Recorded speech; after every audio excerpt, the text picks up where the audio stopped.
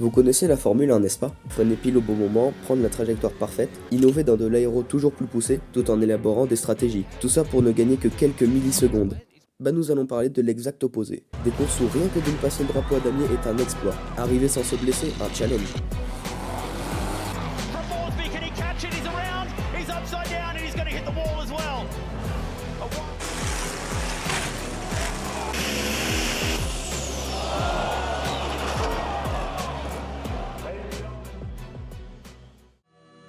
D'après toi, si tu mets des Américains dans des voitures au milieu d'une arène, il se passe quoi? T'obtiens le Demolition Derby, le seul championnat où le principe n'est pas de finir le plus de tours sur un circuit, mais bien d'être le dernier à pouvoir encore rouler. On est en 1950 en Amérique et un pilote de stock car remarque que les spectateurs sont plus intéressés par les crashs que par la course. Il créa alors la toute première course dans une foire. Ce sport deviendra par la suite célèbre partout aux US. Si le Demolition Derby est si connu, c'est grâce à des spectacles incroyables, mais aussi aux véhicules préparés soigneusement. Tout le monde connaît la catégorie voiture, mais il en existe beaucoup des derbies. De bus, de tracteurs tondeuses ou même de moissonneuses batteuses. Parlons du dragster. Si vous connaissez un peu, vous pourrez citer le Top Fuel ou même les Funny Cars. Mais nous allons vous parler de catégories peu connues. Équipée par des V8 développant plus de 8000 chevaux, cette catégorie s'appelle le Top Fuel Dragster Truck. Mais il y a aussi une catégorie ressemblante avec des bus, les School Bus Drag Racing. Si vous pensez que c'est tout, vous n'avez pas tout vu. Les Américains sont capables de mettre tout type de moteur dans des camions, même des jets, et oui, et même dans des bus. Ces jet trucks et jet bus sont capables de produire plus de 10 000 chevaux, atteignant des vitesses max de 482 km/h. Dans certaines catégories de dragster, surnommées les diesel drag, des semi-remorques parcourent des quarts de miles avec des poids le plus rapidement possible. Les camions produisant plus de 2000 chevaux tirent plus de 50 tonnes, crachant une grosse fumée noire.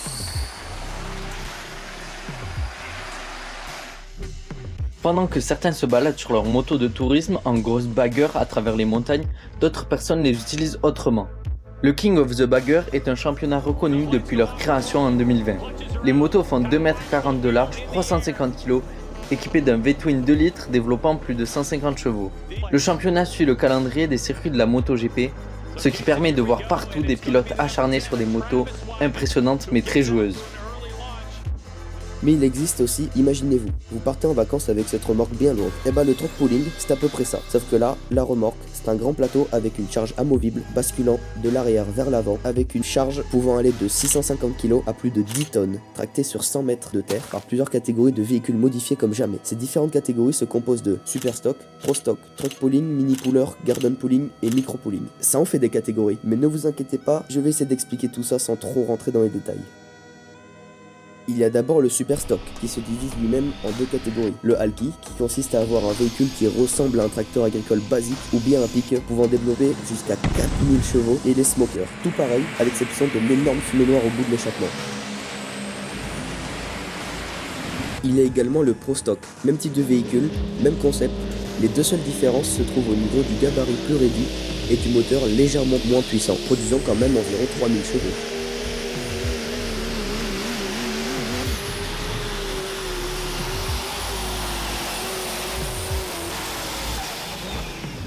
Il y a aussi le truck pulling où ils utilisent des camions classiques. Aucune modification extérieure sous peine d'élimination. Ils tractent une remorque pesant entre 8 à 10 tonnes avec des moteurs d'origine, donc forcément que ça crache un peu de fumée. Mais il y a aussi de plus petites catégories, comme le mini puller, où les véhicules ne doivent pas peser plus de 960 kg. Ou encore le garden pulling, qui se compose elle-même en 6 petites catégories. La plus petite, où les tracteurs tondeuses boostés ne doivent pas dépasser les 600 kg sur la balance, jusqu'à la heavy modified, la plus grosse catégorie, là où ils ne doivent pas dépasser les 4 tonnes 5. Sans oublier le micro pulling, là où les véhicules sont radiocommandés. Oui, comme pour les grands, ils sont classés en 6 autres petites catégories. Voilà, ça fait beaucoup de fois le mot catégorie, mais c'est en gros tout ce qu'il y a à savoir sur le truck pulling. Et pour finir, je vous donne rendez-vous en haut des falaises d'Alaska pour y pratiquer le traditionnel lancer de pick-up qui a lieu le 4 juillet. Bon là, c'est ni une course, ni une arène, mais bien un concours de lancer. Le principe est très simple, il suffit de prendre un pick-up épave avec une boîte auto, de mettre le mode drive, la pédale d'accélérateur à fond. Bah oui, ils vont quand même pas se jeter de la falaise. Et le vainqueur, c'est tout simplement le pick-up à être atterri le plus loin qui gagne.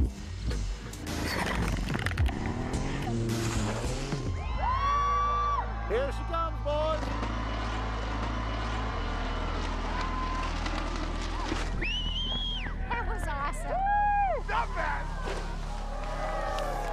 Gravity always wins.